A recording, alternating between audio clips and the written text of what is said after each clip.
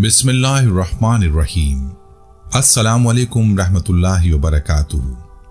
ये ऐसे नबी की दास्तान है जिनको अल्लाह ताला ने बहुत सी नुमाया खुसूसियात से नवाजा था, जो निहायत खुश अलहान और इबादत गुजार थे, जिनके बारे में आप सल्लल्लाहु अलैहि वसल्लम ने फरमाया, अल्लाह ताला के नज़दीक सबसे पसंदीदा नमाज दाऊद अलैहिस्सलाम की है और सबसे पसंदीदा रोज़े दाऊद अलैहिस्सलाम के हैं।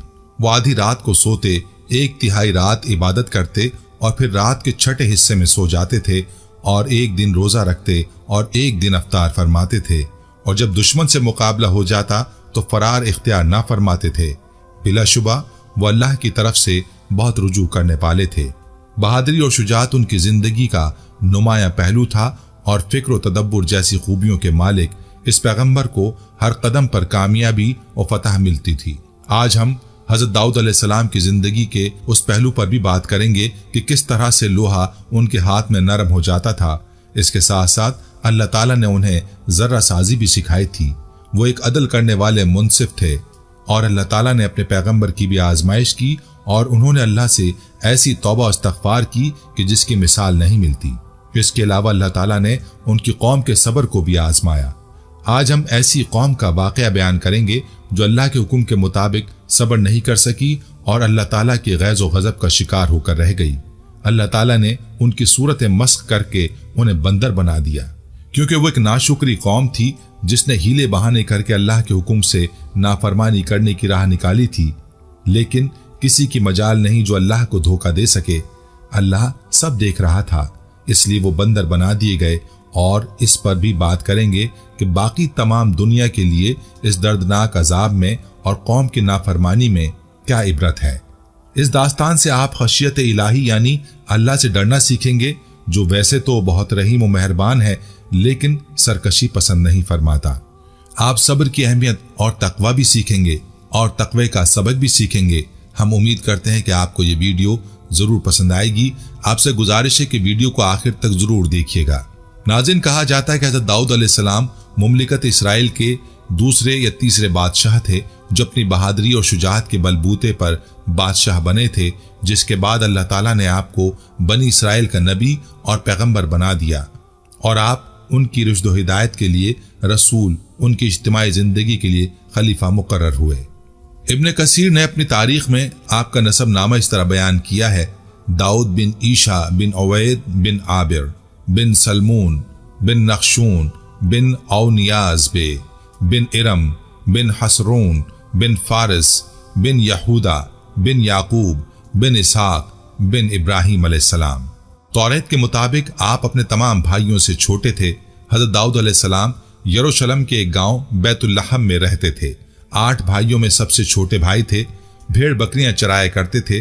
रंग अनार की तरह सुर्ख था, आंखें गोल थी, चेहरे पर हल्की खशखशी दाढ़ी थी, कद छोटा था लेकिन निहायत वजीह थे, बहादुर और ताकतवर थे। जवामर्दी का यह आलम था कि शेर या भेड़िया अगर बकरियों और भेड़ों पर हमलावर होता तो आप अलैहिस्सलाम उसे मार डालते थे। एक रिवायत में मोहम्मद बिन इसहाक ने वहाब बिन मंबा से आपका हुलिया मुबारक बयान करते हुए लिखा कि आपका कद पस्ता, आंखें नीलगों, जबकि जिस्म पर बाल बहुत कम थे, और चेहरा नूरानी जिस पर साफ दिली की रोशनी फूटती थी। हज़रत दाऊद अलैहिस्सलाम फलाखुन, रस्सी का वो फंदा जिसमें पत्थर रखकर शिकार करते थे, उसको गोफन भी कहते हैं, चलाने में माहिर थे। फलाखुन और असा हर वक्त हाथ में रहता था।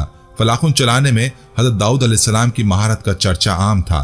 फलाखुन इतनी ताकत से फेंकते कि जिस पर भी गिरता था वो बेहोश या हलाक हो जाता था। गुफ्तगू निहायत शीरीं थी, मुहज़्ज़िब और बाअदब थे।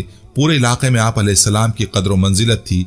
बांसुरी और बरब्त बजाने में आप अलैहिस्सलाम को कमाल हासिल था। हज़रत तालूत अलैहिस्सलाम के दरबार तक आप अलैहिस्सलाम की रसाई थी। आप अलैहिस्सलाम ने इब्रानी मौसीकी, मिस्री और बाबुली मिज़ामीर को तरक्की देकर नए नए आलात ईजाद किए। हज़रत शुमाइल को उम्र के आखिरी हिस्से में वही के जरिए हज़रत दाऊद अलैहिस्सलाम की नबूवत और बादशाहत की बशारत दे दी गई थी। हज़रत शुमाइल बैतुल्लहम तशरीफ लाए और हज़रत दाऊद से मुलाकात करके उन्हें खैर व बरकत की दुआ दी। हज़रत दाऊद अलैहिस्सलाम तालूत की फौज में शामिल थे, और जालूत को कत्ल करने की बिना पर आप अपनी कौम में हर दिल अजीज हुए थे, और तालूत के बाद बादशाह बने थे।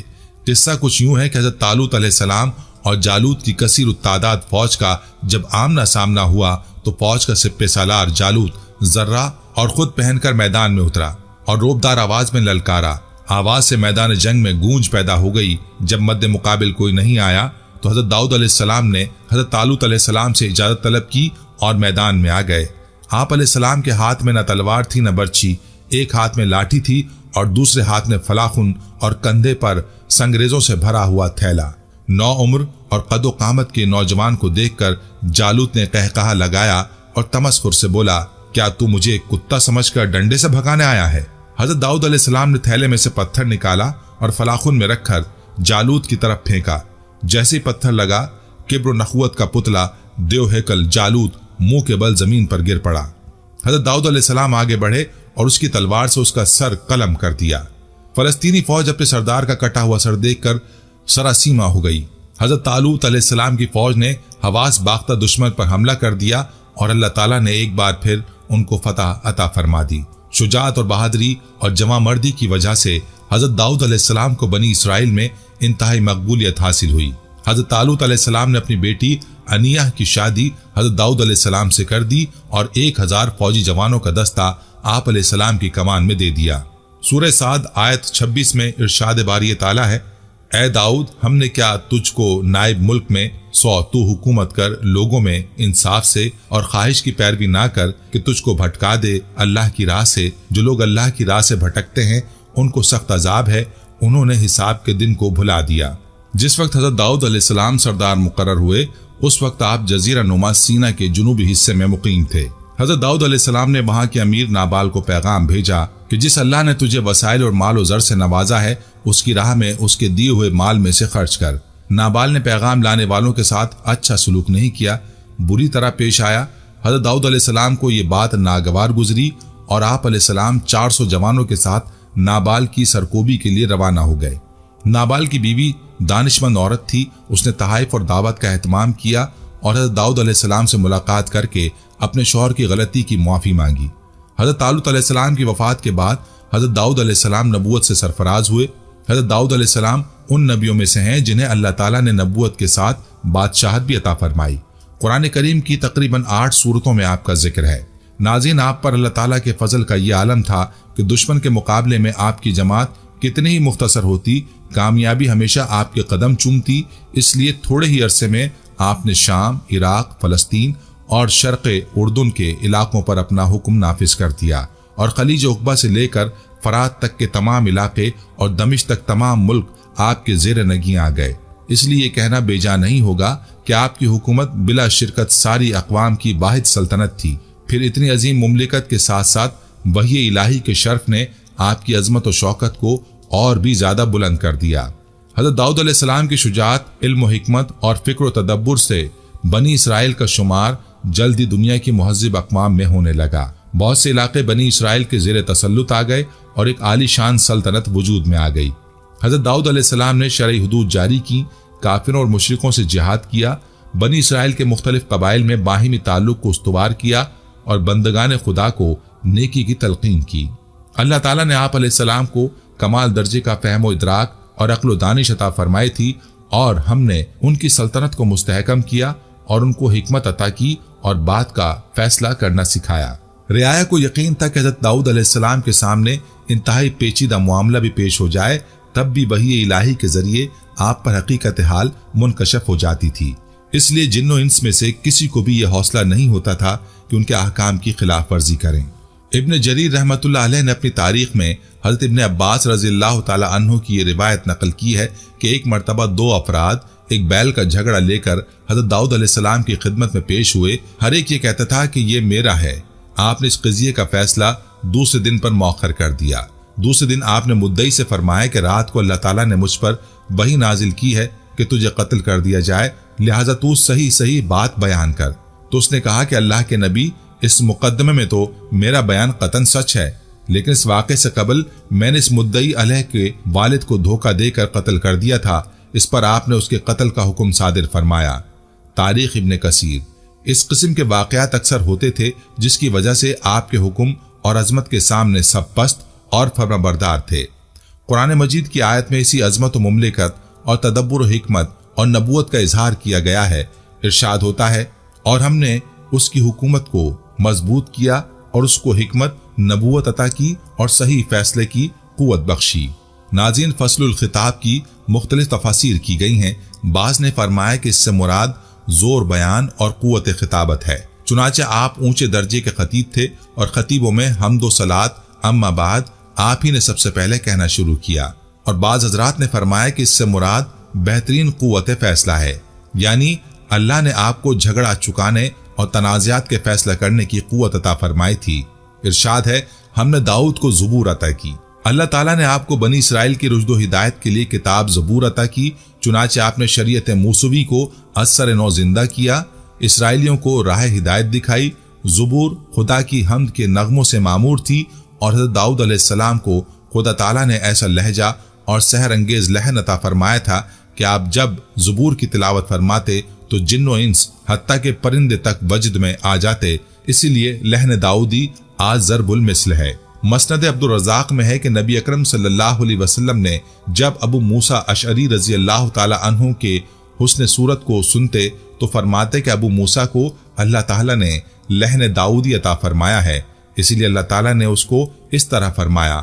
اور ہم نے داؤد کو اپنی جانب سے برتری عطا کی تھی، ہم نے پہاڑوں کو حکم دیا کہ اے پہاڑوں داؤد کے ساتھ تسبیح میں موافقت پیدا کرو، اور پرندوں کو بھی یہی حکم دیا۔ اس سے مراد وہ صفات ہیں جو دوسروں سے زائد آپ کو عطا کی گئیں۔ اللہ تعالیٰ نے ہر نبی اور پیغمبر کو بعض امتیازی صفات عطا کی ہیں جو ان کی مخصوص فضیلت سمجھی جاتی ہے۔ آپ کو نبوت و رسالت کے ساتھ ساتھ پوری دنیا کی سلطنت و حکومت بھی عطا فرمائی اور ایسی خوش آواز دی کہ جب ذکر اللہ کرتے اور زبور کی تلاوت میں مشغول ہوتے تو پرندے ہوا میں اڑتے ہوئے سننے کو جمع ہو جاتے، اور اللہ نے پہاڑوں کو حکم دیا کہ جب داؤد اللہ تعالیٰ کا ذکر کریں تو تم بھی وہ کلمات پڑھ کر لوٹاؤ۔ مسند احمد میں حضرت ابو ہریرہ رضی اللہ عنہ سے مروی ہے کہ رسول اکرم صلی اللہ علیہ وسلم نے فرمایا کہ داؤد علیہ السلام پر قرات کو آسان اور ہلکا کر دیا گیا تھا۔ وہ اپنے گھوڑے پر زین کسنے کا حکم فرماتے اور اس سے پہلے کہ زین کسی جاتی آپ علیہ السلام پوری زبور تلاوت کر چکے ہوتے۔ ارشاد ہوتا ہے کہ اللہ نے ان کو حکومت بھی عطا کی اور حکمت، نبوت بھی اپنی مرضی سے جو چاہت سکھایا۔ عام نبیوں اور رسولوں میں آدم علیہ السلام کے علاوہ صرف داؤد علیہ السلام ہی وہ پیغمبر ہیں جنہیں قرآن کریم میں خلیفہ کے لقب سے یاد کیا گیا ہے۔ آدم علیہ السلام سے داؤد علیہ السلام کی ایک نسبت اور بھی ہے۔ ابو ہریرہ رضی اللہ عنہ رقم تراز ہیں۔ نبی اکرم صلی اللہ علیہ وسلم نے ارشاد فرمایا، عالم بالا میں جب آدم علیہ السلام کی صلب سے ان کی ذریت کو نکال کر پیش کیا گیا تو انہوں نے ایک خوبصورت چمکتی ہوئی پیشانی والے شخص کو دیکھ کر دریافت کیا، پروردگار یہ کون شخص ہیں؟ جواب ملا، تمہاری ذریت میں سے بہت بعد میں آنے والی ہستی داؤد علیہ السلام ہے۔ آدم نے عرض کیا، اس کی عمر کیا مقرر کی گئی ہے؟ ارشاد ہوا 60 سال۔ آدم علیہ السلام نے عرض کیا، الہی میں اپنی عمر کے 40 سال اس نوجوان کو بخشتا ہوں۔ مگر جب آدم علیہ السلام کی وفات کا وقت آن پہنچا تو آدم علیہ السلام نے ملک الموت سے کہا، ابھی تو میری عمر کے 40 سال باقی ہیں۔ فرشتہ موت نے کہا، آپ بھول گئے، آپ نے ایک حصہ عمر اپنے بیٹے داؤد علیہ السلام کو بخش دیا ہے۔ یوں داؤد علیہ السلام کی ذات پر اس دنیا میں آنے سے پیشتر ہی انعامات و اکرامات کا سلسلہ شروع ہو گیا تھا۔ آپ نے خود کو ان نعمتوں کا اہل ثابت کیا۔ آپ کے ذمے رسالت و نبوت اور حکومت و سلطنت 2 فرائض تھے۔ بادشاہ ہونے کے باوجود وہ سلطنت و مملکت سے کچھ نہ لیتے تھے۔ وہ اپنا اور اپنے اہل و عیال کا بار بیت المال پر نہ ڈالتے تھے، بلکہ لوہے کی ذرہ بناتے تھے جو جنگ میں لباس کے اوپر پہنی جاتی ہے تاکہ دشمن کے وار سے بچا جا سکے۔ ناظرین، اللہ تبارک و تعالیٰ نے حضرت داؤد علیہ السلام کو دوسرا معجزہ یہ عطا فرمایا کہ لوہے کو ان کے لیے موم کی طرح نرم فرما دیا۔ ارشاد باری تعالیٰ ہے، اور ان کے لیے ہم نے لوہے کو نرم کر دیا کہ کشادہ ذریں بناؤ اور کڑیوں کو اندازے سے جوڑو اور نیک عمل کرو۔ حضرت حسن بصری رحمۃ اللہ علیہ، قتادہ رحمۃ اللہ علیہ اور عامش رحمۃ اللہ علیہ فرماتے ہیں کہ اللہ نے ان کے لیے لوہے کو نرم کر دیا، حتیٰ کہ بغیر آگ و بھٹی کے اپنے ہاتھ کے ساتھ اسے ہر طرح سے موڑ لیا کرتے تھے۔ انہیں لوہا موڑنے کے لیے ہتھوڑی کی ضرورت پڑتی اور نہ کسی دوسرے اوزار کی۔ وہ موم کی طرح ہاتھ سے اس کی کڑیاں بنا لیا کرتے تھے۔ حضرت قتادہ رحمۃ اللہ علیہ فرماتے ہیں کہ سب سے پہلے شخص جنہوں نے کڑیوں کی انتہائی محفوظ ذریں بنائی وہ حضرت داؤد علیہ السلام ہیں۔ اس سے پہلے صاف چادر کی ذریں بنتی تھیں۔ ابن شوذب رحمۃ اللہ علیہ فرماتے ہیں کہ آپ علیہ السلام دن میں 1 ذرہ بنا لیا کرتے تھے جو 600 درہم میں فروخت ہوتی تھی۔ اللہ تعالیٰ ارشاد فرماتے ہیں اور ہم نے اسے داؤد کو تمہارے لیے لباس بنانے کا ہنر سکھایا تاکہ لڑائی کے ضرر سے تمہارا بچاؤ ہو۔ سورہ انبیاء آیت 80۔ تفسیر ابن کثیر میں حافظ بن عساکر کی روایت ہے کہ حضرت داؤد علیہ السلام اپنی خلافت کے زمانے میں بھیس بدل کر بازاروں میں جاتے اور لوگوں سے پوچھا کرتے کہ داؤد کیسے آدمی ہے۔ چونکہ سلطنت میں عدل و انصاف عام تھا اور لوگ آرام و عیش سے رہتے تھے، کسی کو حکومت سے شکایت نہ تھی، اس لیے آپ علیہ السلام جس سے بھی سوال کرتے وہ حضرت داؤد علیہ السلام کی تعریف ہی کرتا۔ اللہ تعالیٰ نے آپ علیہ السلام کی تعلیم کے لیے ایک فرشتے کو انسانی شکل میں بھیجا تو آپ علیہ السلام نے حسب عادت اس سے بھی وہی سوال کیا۔ فرشتے نے جواب دیا، داؤد بہت اچھے آدمی ہیں، وہ اپنے نفس اور اپنی رعیت کے لیے بھی بہتر ہیں، مگر ان میں ایک عادت ایسی ہے کہ وہ نہ ہوتی تو کامل انسان ہوتے۔ داؤد علیہ السلام نے پوچھا، وہ کیا عادت ہے؟ فرشتے نے کہا، وہ اپنے اور اپنے اہل و عیال کے خرچ کے لیے بیت المال سے لیتے ہیں۔ یہ بات سن کر داؤد علیہ السلام نے دعا فرمائی، اے اللہ مجھے کوئی ایسا کام سکھا دے جو میں اپنے ہاتھ سے کروں اور اس کی اجرت سے اہل و عیال کے اخراجات پورے کر سکوں، عوام کی خدمت اور سلطنت کے تمام کام بلا معاوضہ کروں۔ ان کی دعا قبول ہوئی اور انہیں ذرہ بنانے کا ہنر سکھا دیا گیا۔ وہ لوہے کو جس قدر کھینچتے اور جدھر موڑتے لوہا موم کی طرح ادھر ہی مڑ جاتا، اور ہم نے اس کے لیے لوہے کو نرم کر دیا کہ اے داؤد پوری ذرہیں بنا اور جال بننے میں کڑیوں کا صحیح اندازہ رکھ، اور تم سب نیک کام کرتے رہو، بے شک تم جو کام کرتے ہو میں وہ سب دیکھ رہا ہوں۔ دوستو، خدا کا ایسا فضل آپ پر ہوا کہ آپ کے لیے لوہا بالکل نرم کر دیا گیا، نہ انہیں لوہے کی بھٹی میں ڈال کر گرم کرنے کی ضرورت تھی اور نہ ہی ہتھوڑے مارنے کی حاجت۔ لوہا ہاتھ میں آتے ہی ایسا ہو جاتا جیسے دھاگا۔ اب لوہے سے بفرمان خداوندی آپ ذرہیں بناتے تھے، بلکہ یہ بھی کہا گیا کہ دنیا میں سب سے پہلے ذرہ آپ ہی نے ایجاد کی ہے۔ دن میں صرف ایک ذرہ بناتے ہیں جو 6000 میں بک جاتی، 2000 گھر بار کے خرچ کے لیے رکھ دیتے اور باقی 4000 لوگوں کے کھلانے پلانے میں صرف کر دیتے۔ ذرہ بنانے کی ترکیب داؤد کو خود خدا نے سکھائی، جیسا کہ ارشاد ہے، اور ہم نے داؤد کو ذرہ بنانا سکھایا تاکہ وہ تم کو تمہاری لڑائی میں محفوظ رکھے۔ پرانے زمانے کی لڑائی میں یہ ذرہ بڑے بچاؤ کا کام دیتی تھی۔ یہ قسم کا کرتا ہوتا تھا جو لوہے کی تاروں سے بنا جاتا تھا۔ حضرت داؤد علیہ السلام کے ہاتھ میں چونکہ لوہا نرم ہو جاتا تھا، اس لیے آپ بغیر کسی تکلیف کے یہ کام کرتے تھے۔ اس سے ثابت ہوا کہ اشیاء ضرورت کی ایجاد، صنعت و حرفت ایک ایسی چیز ہے کہ حق تعالیٰ نے خود اس کی تعلیم دینے کا اہتمام فرمایا ہے اور اپنے عظیم الشان پیغمبروں کو سکھایا۔ حضرت داؤد علیہ السلام کو ذرہ سازی کی صنعت سکھانا اس آیت سے ثابت ہے۔ حضرت نوح علیہ السلام کو کشتی بنانا اس طرح سکھائی گئی کہ حکم دیا گیا کہ ہمارے سامنے کشتی بناؤ۔ اسی طرح دوسرے انبیاء علیہ السلام کو بھی مختلف صنعتیں سکھانا بعض روایات سے ثابت ہے۔ طب نبوی کے نام سے کتاب امام حدیث حافظ شمس الدین ذہبی رحمۃ اللہ علیہ کی طرف سے نسبت کے ساتھ چھپی ہے۔ اس میں ایک روایت بھی منقول ہے کہ انسانی زندگی کے لیے جتنی اہم اور ضروری صنعتیں ہیں، مثلا مکان بنانا، کپڑا بنانا، درخت بونا اور کھانے کی چیزیں تیار کرنا، نقل و حرکت کے لیے پہیوں کی گاڑی بنا کر چلانا وغیرہ، یہ سب صنعتیں اللہ تعالیٰ نے وحی کر کے انبیاء علیہ السلام کو سکھلائیں۔ حضور صلی اللہ علیہ وسلم نے ارشاد فرمایا، جو صنعتکار اپنی صنعت میں نیک نیتی یعنی خدمت خلق کا جذبہ رکھے، اس کی مثال موسیٰ کی ہو جاتی ہے کہ انہوں نے اپنے ہی بچے کو دودھ پلایا اور معاوضہ فرعون کی طرف سے مفت میں ملا۔ حضرت داؤد علیہ السلام کے سامنے ایک مقدمہ پیش ہوا جس کا آپ نے فیصلہ کیا، اور داؤد اور سلیمان کے اس واقعے کا بھی تذکرہ کیجیے جب وہ دونوں کسی کھیتی کے جھگڑے کو کہ اس کھیتی میں کچھ لوگوں کی بکریاں رات کے وقت گھس گئی تھیں فیصلہ کرنے لگے، اور ہم اس فیصلے کو جو لوگوں کے متعلق ہوا تھا دیکھ رہے تھے۔ ناظرین، واقعہ کچھ یوں ہے کہ ایلیا نامی ایک باغبان تھا، اس کے باغ میں یوحنا چرواہے کی بکریاں بے خبری کی وجہ سے گھس آئیں اور باغ کو خراب کر گئیں۔ یہ مقدمہ حضرت داؤد علیہ السلام کے سامنے پیش ہوا۔ آپ نے باغ والے کے نقصان میں یوحنا کی بکریاں ایلیا کو دلوا دیں۔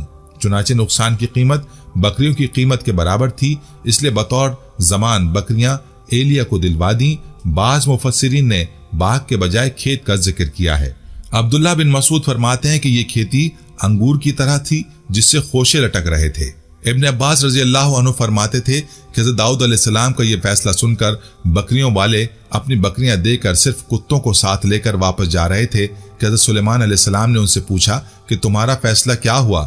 انہوں نے خبر دی تو آپ نے فرمایا کہ میں اگر اس جگہ ہوتا تو اسی طرح فیصلہ کرتا۔ جب اس کی اطلاع حضرت داؤد علیہ السلام کو ملی تو انہوں نے حضرت سلیمان علیہ السلام کو بلا کر پوچھا اگر یہ معاملہ تمہارے سپرد کیا جاتا تو تم اس میں کیا فیصلہ کرتے؟ حضرت سلیمان علیہ السلام نے عرض کیا کہ میں باغبان کو بکریاں دلواؤں کہ وہ ان بکریوں کے دودھ سے فائدہ اٹھائے اور ان سے بچے حاصل کرے، اور یوحنا کو حکم دوں کہ وہ باغ کی آبیاری کرے۔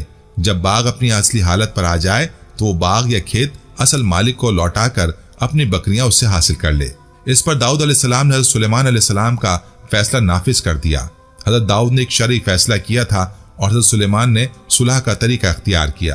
اس پر اللہ تعالیٰ نے ارشاد فرمایا، پھر ہم نے فیصلہ کیا کہ آسان شکل سلیمان کو سمجھا دی اور دونوں ہی کو فیصلے کی صلاحیت اور علم عطا کیا تھا۔ مسند احمد میں حضور اکرم صلی اللہ علیہ وسلم فرماتے ہیں کہ 2 عورتیں تھیں جن کے ساتھ ان کے 2 بچے بھی تھے۔ بھیڑی آ کر ایک بچے کو اٹھا کر لے گیا۔ ایک بچہ جو رہ گیا تھا اس پر دونوں عورتیں آپس میں جھگڑنے لگیں کہ یہ میرا بچہ ہے۔ جب یہ مقدمہ حضرت داؤد علیہ السلام کے سامنے پیش ہوا، آپ نے بڑی عورت کے حق میں فیصلہ دیا کہ یہ بچہ تیرا ہے۔ جب یہ یہاں سے نکلی تو راستے میں حضرت سلیمان علیہ السلام تھے۔ انہوں نے دونوں کو بلا کر فرمایا کہ چھری لاؤ، میں اس بچے کو کاٹ کر آدھا آدھا ان دونوں کو دے دیتا ہوں۔ اس پر بڑی تو خاموش ہو گئی، مگر چھوٹی نے بابیلا شروع کر دیا، خدا آپ پر رحم کرے، آپ ایسا نہ کیجئے، بلکہ یہ لڑکا اسی کا ہے، اسی کو دے دیجئے۔ حضرت سلیمان علیہ السلام اس معاملے کو سمجھ گئے اور بچہ چھوٹی عورت کو دلا دیا۔ یہ حدیث بخاری اور مسلم شریف میں بھی ہے۔ ایسا ہی ایک واقعہ ابن کثیر نے ابن عساکر کے حوالے سے نقل کیا کہ ایک خوبصورت عورت سے ایک رئیس نے ملنا چاہا لیکن عورت نہ مانی۔ اسی طرح 3 اور شخصوں نے بھی اس سے برائی کا ارادہ کیا لیکن وہ باز رہی۔ اس پر وہ رئیس بگڑ گئے اور آپس میں اتفاق کر کے حضرت داؤد علیہ السلام کی عدالت میں جا کر سب نے گواہی دی کہ یہ عورت اپنے کتے سے ایسا کام کرواتی ہے۔ چاروں کے متفقہ بیان پر حکم ہوا کہ اسے رجم کیا جائے۔ اسی شام حضرت سلیمان اپنے ہم عمر لڑکوں کے ساتھ بیٹھ کر حاکم بنے اور 4 لڑکی ان لوگوں کی طرح آپ کے پاس اس مقدمے کو لائے اور عورت کی نسبت یہی کہا۔ آپ نے حکم دیا کہ ان 4 کو الگ الگ کر دو۔ پھر ایک کو اپنے پاس بلایا، اس سے کتے کا رنگ پوچھا تو اس نے کہا کہ سیاہ تھا۔ دوسرے کو اپنے پاس بلایا اور اس سے بھی یہی پوچھا، اس نے کہا سرخ رنگ کا تھا۔ تیسرے نے کہا کہ خاکی رنگ کا تھا۔ چوتھے نے کہا اس کا رنگ سفید تھا۔ آپ نے اسی وقت فیصلہ دے دیا کہ نری تہمت ہے، ان 4 کو قتل کر دیا جائے۔ حضرت داؤد علیہ السلام کے سامنے بھی یہی واقعہ بیان کیا گیا۔ آپ نے اسی وقت ان 4 امیروں کو بلایا اور اس طرح ان سے الگ الگ کتے کے رنگ کے متعلق سوال کیا تو یہ گڑبڑا گئے، کسی نے کچھ کہا اور کسی نے کچھ۔ آپ کو ان کا جھوٹ معلوم ہو گیا اور حکم دیا کہ انہیں قتل کر دیا جائے۔ ناظرین، اللہ تعالیٰ نے حضرت داؤد علیہ السلام کی آزمائش بھی فرمائی۔ قرآن پاک میں حضرت داؤد علیہ السلام کی آزمائش کا واقعہ اس طرح سے درج ہوا ہے، اور کیا تمہیں اس دعوے والوں کی بھی خبر آئی جب وہ دیوار کود کر داؤد کی مسجد میں آئے؟ جب وہ داؤد پر داخل ہوئے تو وہ ان سے گھبرا گیا۔ انہوں نے عرض کی، ڈریے نہیں، ہم 2 فریق ہیں، ایک نے دوسرے پر زیادتی کی ہے تو ہم میں سچا فیصلہ فرما دیجئے اور خلاف حق نہ کیجئے اور ہمیں سیدھی راہ بتائیے۔ بے شک یہ میرا بھائی ہے، اس کے پاس 99 دمبیاں اور میرے پاس 1 دمبی۔ اب یہ کہتا ہے کہ وہ بھی مجھے حوالے کر دے اور بات میں مجھ پر زور ڈالتا ہے۔ قرآن کریم میں یہ واقعہ جس انداز میں بیان کیا گیا ہے، اس سے صرف اتنا معلوم ہوتا ہے کہ اللہ تعالیٰ نے ان کی عبادت گاہ میں 2 فریقوں کو بھیج کر ان کا کوئی امتحان لیا تھا۔ حضرت داؤد نے اس امتحان پر متنبہ ہو کر اللہ تعالیٰ سے استغفار کیا اور سجدے میں گر پڑے۔ مقصد یہ بیان کرنا ہے کہ آپ اپنے ہر معاملے میں اللہ کی طرف رجوع فرماتے تھے اور کبھی ذرا سی بھی لغزش ہو جائے تو فوراً استغفار کی طرف متوجہ ہوتے تھے۔ اسی لیے بعض محقق اور محتاط مفسرین نے تشریح میں فرمایا ہے کہ اللہ تعالیٰ نے خاص حکمت اور مسئلے سے اپنے جلیل القدر پیغمبر کی اس لغزش اور امتحان کی تفصیل کو کھول کر بیان نہیں فرمایا، اس لیے ہمیں بھی اس کے پیچھے نہیں پڑنا چاہیے، اور جتنی بات قرآن میں مذکور ہے صرف اتنی ہی بات پر ایمان رکھنا چاہیے۔ حافظ ابن کثیر جیسے محقق نے بھی اپنی تفسیر میں اسی بات پر عمل کرتے ہوئے باقی کی تفصیلات سے خاموشی اختیار کی ہے، اور بلا شبہ سب سے زیادہ محتاط اور سلامتی کا راستہ یہی ہے۔ حکیم الامت حضرت تھانوی رحمۃ اللہ علیہ نے اس لغزش کی تشریح اس طرح بیان فرمائی ہے کہ مقدمے کے 2 فریق دیوار پھاند کر داخل ہوئے اور طرز مخاطبت بھی انتہائی گستاخانہ اختیار کیا کہ شروع ہی سے داؤد علیہ السلام کو انصاف کرنے اور ظلم نہ کرنے کی نصیحت شروع کر دی۔ اس انداز کی گستاخی کی بنا پر کوئی عام آدمی ہوتا تو انہیں جواب دینے کے بجائے الٹا سزا دیتا۔ اللہ تعالیٰ نے حضرت داؤد علیہ السلام کا یہ امتحان بھی فرمایا، وہ بھی غصے میں آ کر انہیں سزا دیتے ہیں یا پیغمبرانہ अब वो तहम्मुल से काम लेकर उनकी बात सुनते हैं।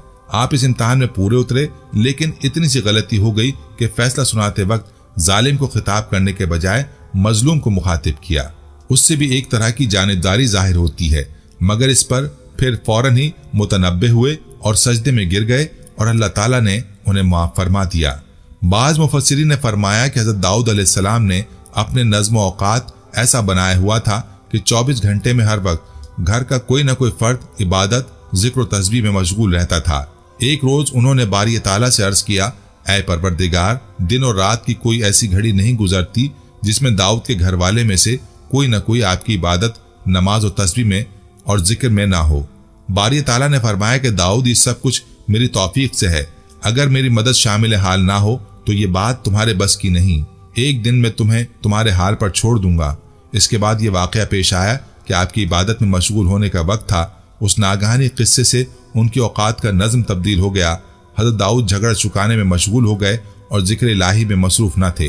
हज़रत दाऊद को तंबी हुई, जो कि फ़ख्री कलमा ज़बान से निकल गया था, ये मुझसे गलती हुई थी, इसलिए आपने इस्तग़फ़ार फरमाया। और इसकी तायद अब्दुल्ला बिन अब्बास के इरशाद से भी होती है, जो मुस्तदरिकुल हाकिम में सही सनद के साथ मनकूल है। बहरहाल आजमाइश और इम्तिहान की वजह कुछ भी हो, हज़रत दाऊद अलैहिस्सलाम सजदे में गिरे और रोना शुरू कर दिया, यहाँ तक कि कुछ न खाया और न पिया। 8 पहर रोते ही रहे और अपने परवरदिगार को पुकारते रहे और अपनी तौबा की कबूलियत के लिए दरख्वास्त करते रहे।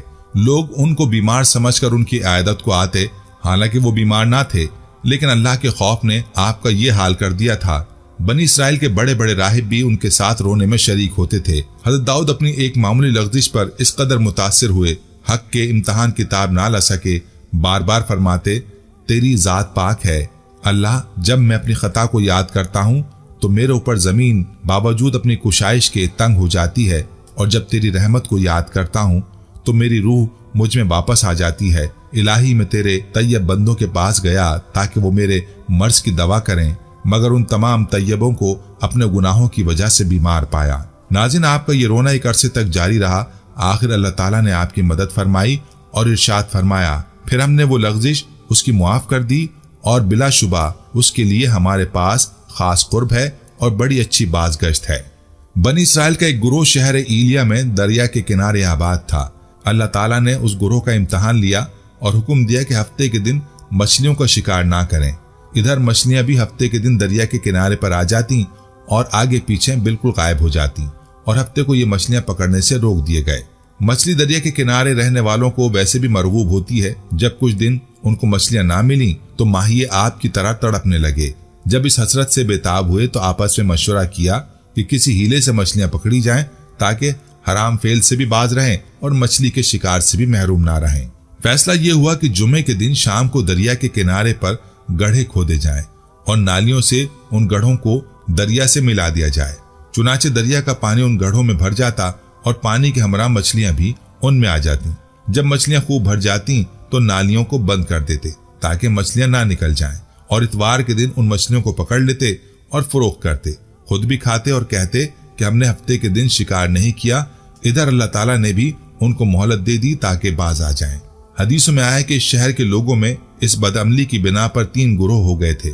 उनमें से तकरीबन 12,000 नसीहत करने वाले थे, और एक जमात ऐसी थी जो नसीहत करने वालों को कहती कि तुम इनको नसीहत क्यों करते हो, इनको तो खुद खुदा संभाल लेगा। इरशाद बारी ताला है, और जब उनमें से एक जमात ने जो नाफरमानी नहीं करती थी नसीहत करने वालों से कहा कि तुम ऐसे लोगों को क्यों नसीहत करते हो जिनको खुदा हलाक करने वाला है या उनको सख्त अजाब देने वाला है, और वो उनको जवाब देते कि तुम्हारे रब के रूबरू अपनी जिम्मेदारी से सबको दोष हो सकें और इस तवक्को को भी कि शायद ये बाज आ जाएं। मना करने वालों ने हक़ अमर बिल मारूफ व नही अनिल मुनकर अदा किया, यहाँ तक कि उन्होंने अपनी और उस बज़ात गुरोह के दरमियान एक दीवार खींच ली थी और अपने किसी को उनके पास नहीं जाने देते थे और न उनमें से किसी को अपने पास आने देते थे। ये तकरीबन 70,000 अफराद थे जो इस गुनाह और जुर्म अजीम में मुब्तला थे। चूंकि अल्लाह ताला ने भी उनको मोहलत दी हुई थी, इसलिए ये इस काम को हलाल समझते थे। कहते हैं कि 40 या 70 बरस तक वो इस नाफरमानी पर कायम रहे, यहाँ तक कि दाऊद अलैहिस्सलाम की नबूवत और खिलाफत का जमाना आ पहुंचा। आपने उनके हाल पर मुत्तला होकर उनको नसीहत फरमाई और उससे मना फरमाया और अजाब खुदाबंदी से डराया, लेकिन वो बाज ना आए। कहने लगे, ہم تو عرصے سے ہی کام کرتے آئے ہیں اور یہ لوگ مچھلیوں کے اس کاروبار سے کافی امیر ہو گئے تھے۔ اور ان لوگوں نے صاف انکار کر دیا تو حضرت داؤد علیہ السلام نے ان لوگوں پر بد دعا فرمائی، حق تعالیٰ نے قبول فرمائی، جیسے کہ ارشاد باری تعالیٰ ہے، بنی اسرائیل میں سے جن لوگوں نے کفر کی روش اختیار کی تھی ان پر داؤد اور عیسیٰ ابن مریم کی زبان سے لعنت کی گئی۔ اللہ تعالیٰ نے ان سے انتقام لیا۔ ارشاد ہوتا ہے، پھر جس کام سے انہیں منع کیا گیا وہ اس کام میں حد سے بڑھ گئے تو ہم نے ان کو کہا کہ تم ذلیل الخوار بندر ہو جاؤ۔ تفسیر عزیزی میں مذکور ہے کہ مچھلیوں کا گوشت ان کے پیٹ میں فاسد ہوا اور ایک دم ان کی جلد کی طرف دفع ہو کر ان کی کھال نے بندروں کی کھال کا اور شکلوں نے بندروں کی شکلوں کا روپ دھار لیا اور بولنے کی قوت بھی ان سے زائل ہو گئی۔ ابن عباس رضی اللہ تعالیٰ عنہ کی روایت ہے کہ جوان افراد بندر اور بوڑھے خنزیر بن گئے تھے، 3 دن میں اسی حالت میں مر گئے۔ ابن کثیر میں ہے کہ مسلم جماعت نے اس ہیلے جو فرقے کا مکمل بائیکاٹ کر دیا تھا اور ان سے بالکل الگ ہو گئے تھے، بستی کے درمیان ایک دیوار کھینچ لی اور اپنے آنے جانے کے لیے ایک دروازہ رکھا۔ اس پر بھی ایک مدت اسی طرح گزر گئی۔ ایک دن جب مسلمان صبح کو جاگے تو دیکھا کافی دن چڑھ گیا، لیکن ان لوگوں کے ابھی دروازے بند ہیں اور نہ ہی ان کی آوازیں آ رہی ہیں۔ یہ لوگ متحیر تھے کہ آج کیا بات ہے۔ آخر جب کافی دیر گزر گئی تو لوگوں نے دیوار پر چڑھ کر دیکھا تو وہاں عجیب منظر نظر آیا۔ دیکھا کہ وہ تمام لوگ بما عورتوں اور بچوں کے بندر ہو گئے ہیں۔ ان کے گھر جو راتوں کو بند تھے اسی طرح بند ہیں، اور وہ کل انسان بندروں کی صورت میں ہیں جن کی دمیں نکلی ہوئی ہیں۔ بچے چھوٹے بندروں کی شکل میں، مرد بڑے بندروں کی شکل میں روتے، بندیاں بنی ہوئی ہیں۔ ہر ایک پہچانا جاتا تھا کہ یہ فلاں مرد ہے، یہ فلاں عورت ہے، یہ فلاں بچہ۔ قتادہ فرماتے ہیں کہ آسمان سے آواز آئی کہ تم بندر بن جاؤ، چنانچہ سب کے سب بندر بن گئے، اور جو لوگ انہیں اس مکروہ ہیلے سے روکتے تھے اب وہ آئے اور کہنے لگے کہ دیکھو کہ ہم پہلے ہی تمہیں نہیں روکتے تھے، تو وہ سر ہلاتے تھے کہ ہاں۔ ابن عباس رضی اللہ تعالیٰ عنہ فرماتے ہیں کہ جوان بندر بن گئے تھے اور بوڑھے سور بن گئے تھے۔ آپ فرماتے ہیں تھوڑی دیر میں وہ سب ہلاک ہو گئے اور ان کی نسل نہیں ہوئی۔ یہ سب 3 دن میں یوں ہی ناک رگڑتے رگڑتے مر گئے۔ حضرت عبداللہ بن عباس اور ابن جریر اور ابن ابی حاتم سے صحیح روایت ہے کہ کوئی بھی مسخ شدہ قوم 3 دن سے زیادہ زندہ نہ رہی، نہ اس نے کچھ کھایا نہ اس نے پیا، اور ان کی نہ نسل بچی۔ یہ بندر جو اب ہیں اور اس وقت تھے، یہ تو جانور ہیں جو اسی طرح پیدا کیے گئے۔ حضور صلی اللہ علیہ وسلم نے فرمایا، تم وہ نہ کرو جو یہودیوں نے کہا، ہیلے حوالوں سے اللہ کے حرام کو حلال نہ کر لیا کرو، یعنی شرعی احکام میں ہیلا جوئی سے بچو۔ اللہ تعالیٰ نے ان کو عبرتناک انجام ذکر کر کے موجودہ لوگوں کے لیے اور آئندہ آنے والوں کے لیے ارشاد فرمایا کہ پھر ہم نے اس واقعے کو ان لوگوں کے لیے جو وہاں موجود تھے اور جو پیچھے آنے والے تھے ایک عبرت آموز واقعہ بنا دیا اور ڈرنے والوں کے لیے موجب نصیحت بنایا۔ ناظرین، حضرت داؤد علیہ السلام نے اللہ تعالیٰ کی عبادت کے لیے اپنے نظام الاوقات ایسا بنایا ہوا تھا کہ 24 گھنٹے میں ہر وقت گھر کا کوئی نہ کوئی فرد عبادت و ذکر تسبیح میں مشغول رہتا۔ خاندان کے افراد پر اوقات تقسیم کر دیے تھے۔ اس طرح حضرت داؤد علیہ السلام کا مصلی کسی بھی وقت نماز پڑھنے والے سے خالی نہ رہتا تھا۔ جب اللہ تعالیٰ نے داؤد علیہ السلام پر اپنی بے بہا نعمتوں کا ذکر کر کے شکر کرنے کا حکم دیا، اے آل داؤد شکر کا عمل کرو اور میرے بندوں میں شکر کرنے والے بہت کم ہیں۔ حضرت عطا بن یسار رضی اللہ تعالیٰ عنہ سے روایت ہے، جب یہ آیت نازل ہوئی تو حضور صلی اللہ علیہ وسلم منبر پر تشریف لائے اور یہ آیت تلاوت فرمائی، پھر ارشاد فرمایا کہ 3 کام ایسے ہیں جو شخص ان کو پورا کر لے تو جو فضیلت آل داؤد کو عطا کی گئی تھی اس کو بھی مل جائے گی۔ صحابہ کرام نے عرض کیا، وہ 3 کام کیا ہیں؟ فرمایا کہ رضا و غضب دونوں حالتوں میں انصاف پر قائم رہنا، اور غنا و فقر کی دونوں حالتوں میں اعتدال اور میانہ روی اختیار کرنا، اور خفیہ اور اعلانیہ دونوں میں اللہ سے ڈرنا۔ مسند احمد میں ہے، رسول اللہ صلی اللہ علیہ وسلم فرماتے ہیں، حضرت داؤد علیہ السلام بہت ہی غیرت والے تھے۔ جب آپ گھر سے باہر جاتے دروازہ بند کر کے جاتے، پھر کسی کو اندر جانے کی اجازت نہ ہوتی۔ ایک مرتبہ اسی طرح باہر تشریف لے گئے تو تھوڑی دیر بعد ایک بیوی صاحبہ کی نظر اٹھی تو دیکھتی کیا ہے کہ گھر کے بیچوں بیچ ایک صاحب کھڑے ہیں۔ دوسروں کو بھی دکھایا تو سب آپس میں کہنے لگے، یہ کہاں سے آ گئے؟ دروازہ تو بند ہے۔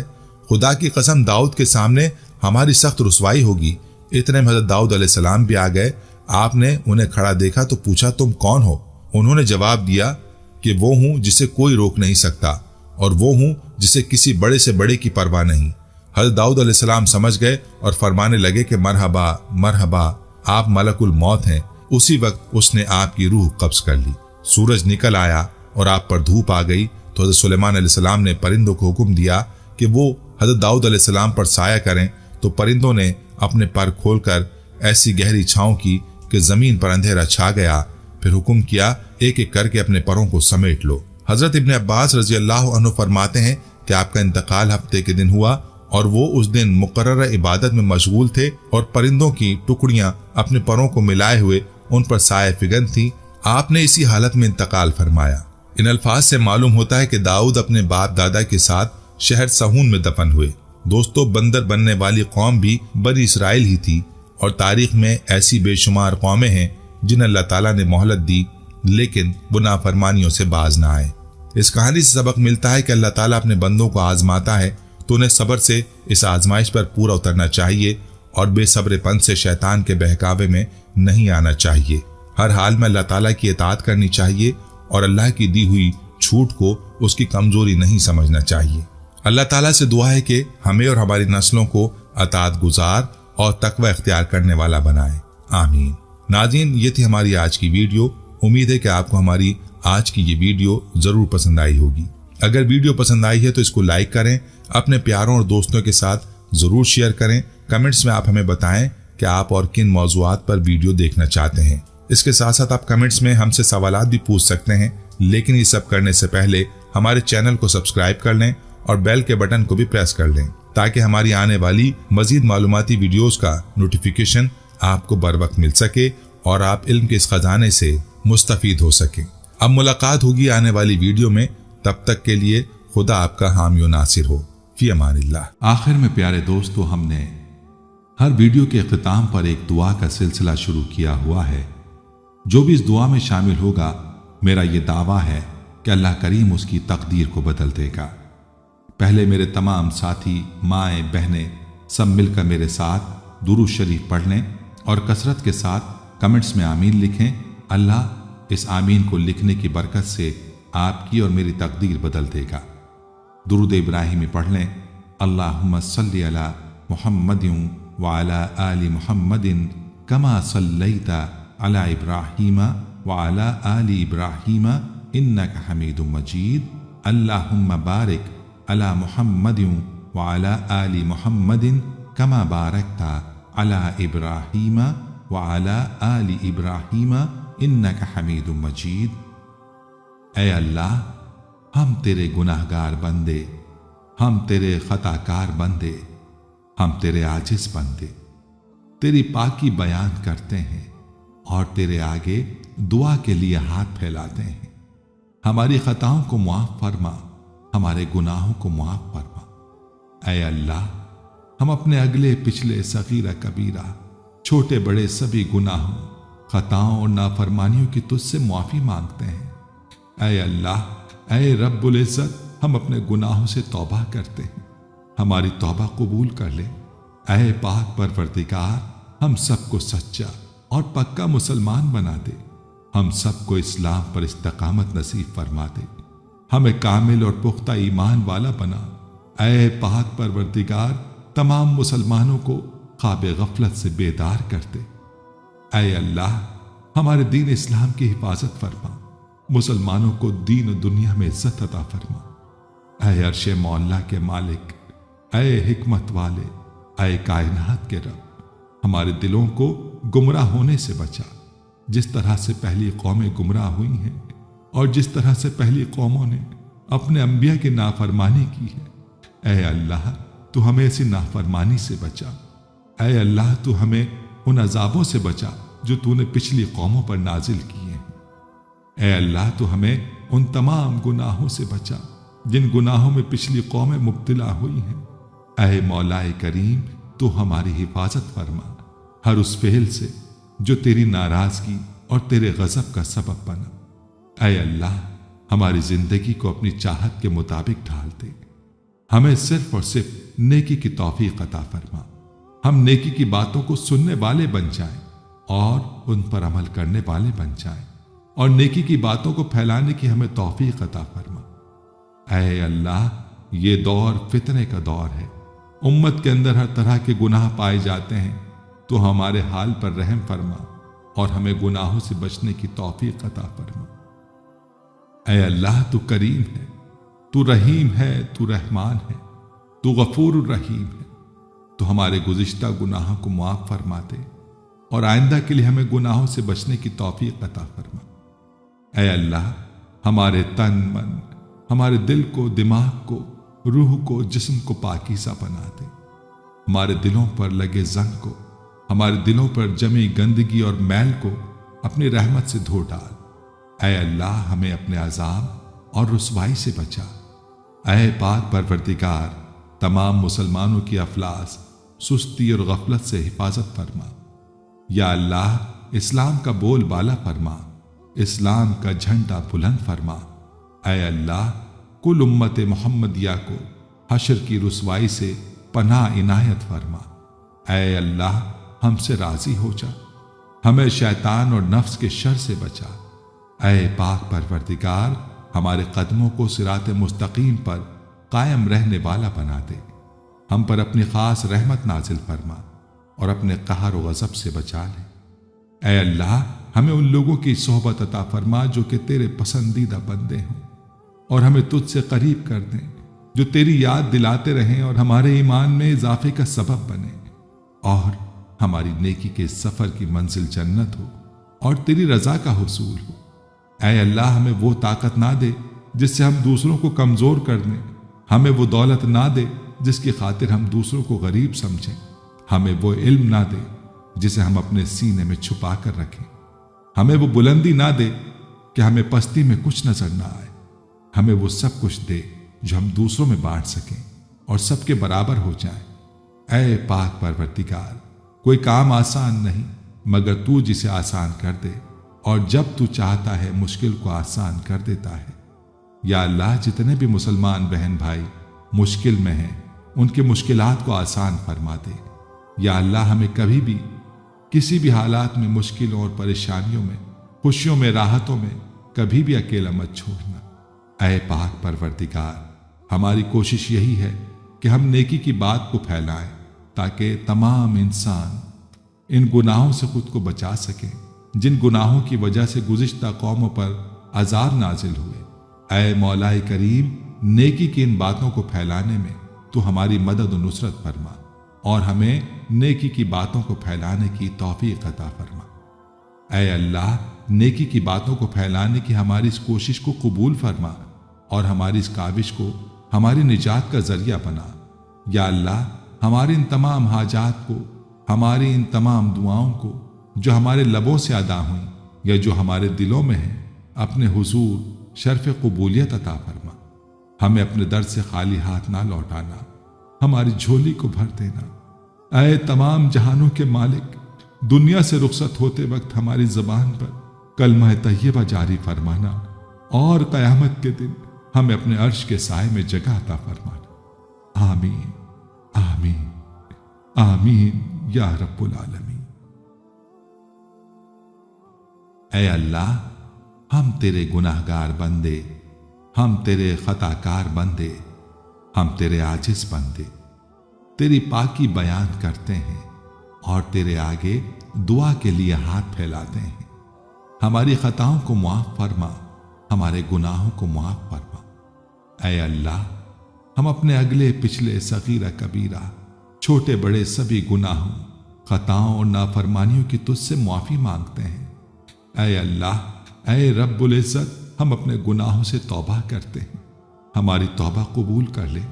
اے پاک پروردگار، ہم سب کو سچا اور پکا مسلمان بنا دے، ہم سب کو اسلام پر استقامت نصیب فرما دے، ہمیں کامل اور پختہ ایمان والا بنا۔ اے پاک پروردگار، تمام مسلمانوں کو خواب غفلت سے بیدار کر دے۔ اے اللہ، ہمارے دین اسلام کی حفاظت فرما، مسلمانوں کو دین و دنیا میں عزت عطا فرما۔ اے عرش مولا کے مالک، اے حکمت والے، اے کائنات کے رب، ہمارے دلوں کو گمراہ ہونے سے بچا، جس طرح سے پہلی قومیں گمراہ ہوئی ہیں اور جس طرح سے پہلی قوموں نے اپنے انبیاء کی نافرمانی کی ہے۔ اے اللہ، تو ہمیں ایسی نافرمانی سے بچا۔ اے اللہ، تو ہمیں ان عذابوں سے بچا جو تو نے پچھلی قوموں پر نازل کیے ہیں۔ اے اللہ تو ہمیں ان تمام گناہوں سے بچا جن گناہوں میں پچھلی قومیں مبتلا ہوئی ہیں۔ اے مولا کریم تو ہماری حفاظت فرما ہر اس فعل سے جو تیری ناراضگی اور تیرے غضب کا سبب بنا۔ اے اللہ ہماری زندگی کو اپنی چاہت کے مطابق ڈھال دے، ہمیں صرف اور صرف نیکی کی توفیق عطا فرما، ہم نیکی کی باتوں کو سننے والے بن جائیں اور ان پر عمل کرنے والے بن جائیں، اور نیکی کی باتوں کو پھیلانے کی ہمیں توفیق عطا فرما۔ اے اللہ یہ دور فتنے کا دور ہے، امت کے اندر ہر طرح کے گناہ پائے جاتے ہیں، تو ہمارے حال پر رحم فرما اور ہمیں گناہوں سے بچنے کی توفیق عطا فرما۔ اے اللہ تو کریم ہے، تو رحیم ہے، تو رحمان ہے، تو غفور الرحیم ہے، تو ہمارے گزشتہ گناہوں کو معاف فرما دے اور آئندہ کے لیے ہمیں گناہوں سے بچنے کی توفیق عطا فرما۔ اے اللہ ہمارے تن من، ہمارے دل کو، دماغ کو، روح کو، جسم کو پاکیزہ بنا دے، ہمارے دلوں پر لگے زنگ کو، ہمارے دلوں پر جمی گندگی اور میل کو اپنی رحمت سے دھو ڈال۔ اے اللہ ہمیں اپنے عذاب اور رسوائی سے بچا۔ اے پاک پروردگار تمام مسلمانوں کی افلاس، سستی اور غفلت سے حفاظت فرما۔ یا اللہ اسلام کا بول بالا فرما، اسلام کا جھنڈا بلند فرما۔ اے اللہ کل امت محمدیہ کو حشر کی رسوائی سے پناہ عنایت فرما۔ اے اللہ ہم سے راضی ہو جا، ہمیں شیطان اور نفس کے شر سے بچا۔ اے پاک پروردگار ہمارے قدموں کو صراط مستقیم پر قائم رہنے والا بنا دے، ہم پر اپنی خاص رحمت نازل فرما اور اپنے قہر و غضب سے بچا لے۔